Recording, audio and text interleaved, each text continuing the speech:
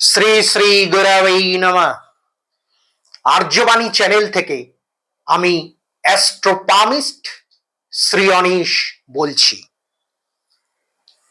Change করার পর্যন্ত সময় পাইনি, এই জাস্ট ফার্স্ট ক্লাস আর্যবাণীর ক্লাসটা এন্ড হলো, তারপরেই আপনাদের সাথে কথা বলার জন্য এখানে চলে এলাম। এই দেখুন লেখা আছে 29/6/2025, মানে আজকেই ক্লাসটা হয়েছে, এই জাস্ট খানিক আগে হয়েছে। 18th ক্লাস, অষ্টাদশতম ক্লাস আর্যবাণীর প্রথম যে সেশন, ফার্স্ট সেশন, তার অষ্টাদশতম ক্লাস আজকে সুন্দরভাবে সমাপন হলো। তো বিপুল চাহিদা, মানুষে আর্যবাণীতে জয়েন করছে, অ্যাডমিশন শুরু হয়ে গেছে সেকেন্ড ব্যাচের জন্য, সেকেন্ড সেশনের জন্য অ্যাডমিশন অলরেডি স্টার্টেড। একজন আমাকে বললেন, তিনি অ্যাডমিশন নিয়েছেন সেকেন্ড ব্যাচের জন্য, তিনি আমাকে বললেন যে কোনো একটা জায়গায় তিনি শিখেছিলেন কিন্তু টাকাটাই জলে গেছে, কিছুই শিখে উঠতে পারেননি।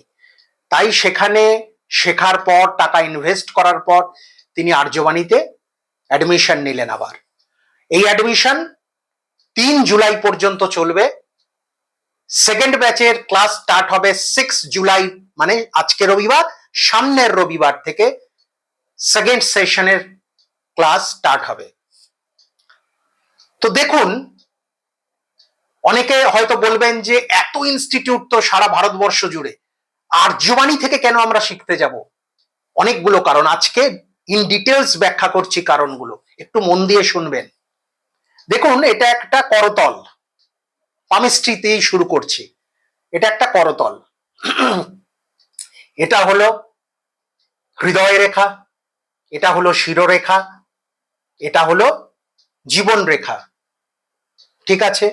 Heart line, head line and life line, 3টে রেখা দিয়ে বোঝাচ্ছি। ধরুন এই জাতক বা জাতিকা, তিনি যিনি হন না কেন, জাতক বা জাতিকা, এটা তার ডান হাতের করতল। এবারে এইখান থেকে দেখুন রেখাটা নেমে এসেছে চন্দ্রের ক্ষেত্রে, মানে হেডলাইন নেমে এসেছে, শিরোরেখা নেমে এসেছে চন্দ্রের মাউন্ট পর্যন্ত, এটা চন্দ্রের মাউন্ট। তো এতে কি হয় আমরা জানি, যে সেই জাতক বা জাতিকা প্রচন্ড চিন্তা করবে, যেহেতু চন্দ্রের ভিতরে হেডলাইন ঢুকছে, প্রচন্ড চিন্তা করবে, সারাক্ষণ চিন্তামগ্ন হয়ে থাকবে। এটা তো আমরা সবাই জানি, অলমোস্ট সবাই জ্যোতিষশাস্ত্রে যারা আমরা একটু রুচি রাখি, ইন্টারেস্টেড, তারা আমরা সবাই এইটা জানি। কিন্তু আর্যবাণীতে কি বিশেষ শেখানো হয়? আর্যবাণীতে শেখানো হয়, 1 মিনিট, আর্যবাণীতে শেখানো হয়, ধরুন এই শিরোরেখাটা, এই শিরোরেখাটা ধরুন নিচের দিকে চন্দ্রের মাউন্টে না নেমে এখান থেকে টার্ন করলো এই দিকে, রেয়ার কেস। রেয়ার কেসই তো এক্সক্লুসিভলি শেখানো হয় আর্যবাণী ইনস্টিটিউটে, রেয়ার কেস। আপনি এক্ষুনি বলবেন এটা তো দেখা যায় না, দেখা যাবে।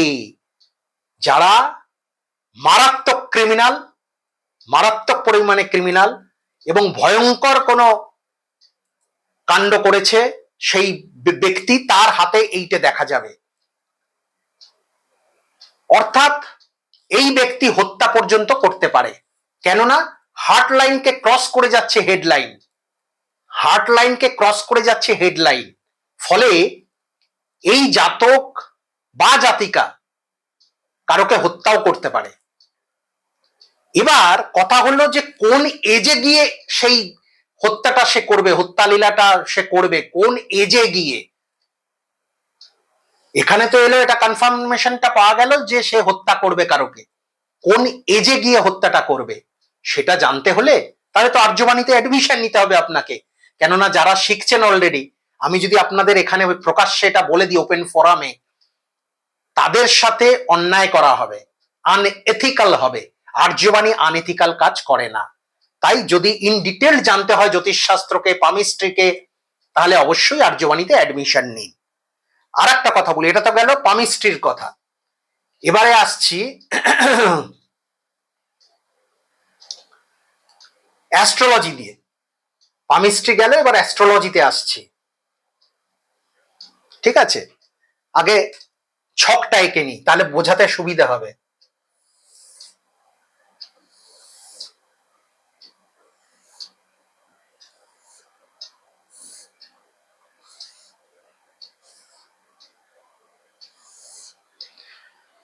ধরুন কারো মেষ লগ্ন, এখানে আমি লং লিখলাম, মেষ লগ্ন লং লিখলাম মেষ রাশিতে। তো পিতৃভাবটা কোথায় হবে বলুন তো? আমি জানি 99.99% মানুষ বলবেন 9th হাউস, অর্থাৎ 1 2 3 4 5 6 7 8 9, 99.99% মানুষ বলবেন 9th হাউসে পিতৃভাব। কেননা এরকমই অন্য জায়গায় শেখানো হবে বা ইউটিউবে বলা হয়ে থাকে। আমার একটা সহজ সরল প্রশ্ন তাদের কাছে, 9th হাউস কি করে পিতৃভাব হতে পারে? কি করে পিতৃভাব হতে পারে 9th হাউস? কেননা মাতৃভাব কোথায়? চতুর্থ ভাব, 1 2 3 4, এখানে চতুর্থ ভাবে হলো মাতৃভাব। তো মায়ের স্পাউস যিনি, মানে আমার বাবা যিনি, তিনি তো তার সমসপ্তমে বিরাজ করবেন। তো মায়ের সমসপ্তম মানে এই জায়গাটা দশম ঘর। মা যদি চতুর্থ হন, মা চতুর্থ এই জায়গাটা তো কনফার্ম, 100% কনফার্ম। তাহলে মার সমসপ্তম কিন্তু নবম ভাব নয়, মার সমসপ্তম হলো দশম ভাব। যেমন সাপোজ এটা আমার লগ্ন, আমি আমাকে দিয়ে বোঝাচ্ছি, এটা আমার লগ্ন মেষ লগ্ন। তাহলে মেষ লগ্নের স্পাউসের ঘর কোনটা? স্পাউসের ঘর হলো 7th হাউস। কেন 7th হাউস? সমসপ্তমে। সমসপ্তমে যে ঘরটা থাকে লগ্নের, সেটাই হয় সেই জাতক বা জাতিকার স্পাউসের ঘর। তাহলে আমার ক্ষেত্রে যদি এই নিয়ম হয়, তাহলে মার ক্ষেত্রে নিয়মটা কি করে পাল্টে যায়? ফলে কোনোভাবেই 9th হাউস না পিতৃভাব হতে পারে না। 9th হাউস হলো গুরুর ভাব, ধর্মভাব, এগুলো হলো 9th হাউস। পিতার ভাব অবশ্যই 10th হাউস। তো এই এক্সক্লুসিভ ব্যাপারগুলো শেখানো হয় কোথায়? আর্যবাণী ইনস্টিটিউটে। আর একটা নমুনা দেখাই। আপনারা অনেকেই পয়সা খরচা করে জ্যোতিষীর কাছে যান, একবার নয় বারবার যান, নানান বিপদে পড়ে, নানান কারণে ভবিষ্যৎ জানতে জ্যোতিষীর কাছে যান। আমার একটা সুপরামর্শ মানবেন?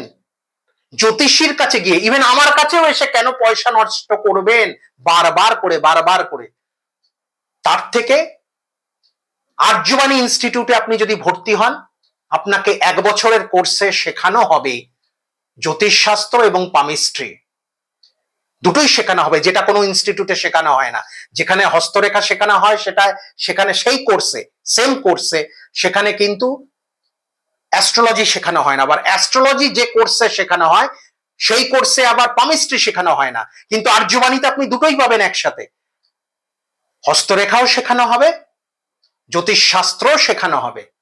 ঠিক আছে, শুধু তাই নয়, শেষের দিকে গিয়ে বাস্তুশাস্ত্রের কিছু টাচ আপ দেয়া হবে, বাস্তুশাস্ত্রের কিছু টাচ আপ দেয়া হবে, নিউমেরোলজির কিছু, সংখ্যাতত্ত্বের কিছু টাচ আপ দেয়া হবে। এগুলো কিছু কিছু টাচ আপ দিয়ে দেওয়া হবে, যাতে ভবিষ্যতে তাদের অসুবিধে পড়তে না হয়। তো এখানে দেখুন, এটা ধরুন যে কোনো জাতক বা জাতিকা, তো তার ছক আমার সামনে এলো। আপনি নিজেই চিন্তা করুন, আপনি অবিবাহিত, সাপোজ আপনি অবিবাহিত, আপনার এখনো বিয়ে হয়নি, আপনি জাতক বা জাতিকা, আপনি কি দেখে বিচার করবেন যে আপনার হাজব্যান্ড ডমিনেন্ট হবে কিনা, ডমিনেটিং অ্যাটিটিউড থাকবে কিনা, আপনার উপরে তার ডমিনেন্স থাকবে কিনা? কি করে বুঝবেন? সেটা শেখানো হয় অষ্টক বর্গ থেকে। অষ্টক বর্গ, মজার ব্যাপার হলো এই অষ্টক বর্গটা একটু জটিল ব্যাপার, সেই জন্য সব ইনস্টিটিউট, আমি বলছি না সমস্ত ইনস্টিটিউটে, ম্যাক্সিমাম ইনস্টিটিউটে কিন্তু শেখানো হয় না অষ্টক বর্গ। অথচ এই অষ্টক বর্গ ছাড়া আপনি জানতে পারবেন না আপনার স্পাউস আপনার প্রতি ডমিনেটিং হবেন কি হবেন না, এটা অষ্টক বর্গ থেকে জানা যায়। আজকেই অষ্টক বর্গের ক্লাস হলো, আমাদের ফার্স্ট ব্যাচের ক্লাসটা হলো অষ্টক বর্গের উপরে। অষ্টক বর্গের লগ্নে কটা বিন্দু থাকলে আর কটা রেখা থাকলে এবং তার সমসপ্তমে কটা বিন্দু থাকলে কটা রেখা থাকলে স্পাউস বেশি বেশি ডমিনেটিং হবে না কম ডমিনেটিং হবে এই জাতক বা জাতিকার থেকে আপনি নিজেই বুঝতে পারবেন সেটা। তার জন্য কোনো জ্যোতিষীর কাছে ফিস দিয়ে যেতে হবে না। বারবার করে কেন জ্যোতিষীর কাছে ফিস দিয়ে এগুলো দেখাতে যাবেন বা জানতে যাবেন? নিজে দেখুন, নিজে নিজের কুষ্টি বিচার করুন, নিজে নিজের হস্তরেখা বিচার করুন। 1 বছরের কোর্স, 48টা ক্লাস, প্রতি রবিবার সন্ধ্যে 7টা থেকে 8টা। এটা এক্সটেন্ড হতে পারে টাইমটা, 7টা থেকে শুরু। কিন্তু এবার বোঝানোর জন্য ওইভাবে টাইম ধরে আর্যবাণী কাজ করে না, অতটা প্রফেশনাল আর্যবাণী নয়, তাই ওটা 8:30টাও হতে পারে। 7টা থেকে 8টা নর্মালি, ওটা 8:30টাও হতে পারে। অনলাইন ক্লাস, গুগল মিটে অনলাইন ক্লাস, 48টা ক্লাস হবে টোটাল। 48টা ক্লাস মানে 1 বছরের কোর্স। কোর্সের নাম কি? Diploma in astrology. Diploma in astrology. এবার আপনারা জানতে চাইতে পারেন যে কোর্স ফি কিরকম কি? একদম নমিনাল, একদম নমিনাল। আপনারা অন্য ইনস্টিটিউটে খোঁজ নিন যে প্রফেশনাল ডিপ্লোমা কোর্স করতে গেলে কত টাকা খরচা হয়, কোর্স ফি কত, রেজিস্ট্রেশন ফি কত, একটু জেনে নিন। আমি জানিয়ে দিচ্ছি, তারপরে ট্যালি করে নেবেন। প্রয়োজন মনে করলে আর্যবাণীর নিচে ফোন নাম্বার আছে, সেই ফোন নাম্বারে যোগাযোগ করবেন যদি প্রয়োজন মনে করেন।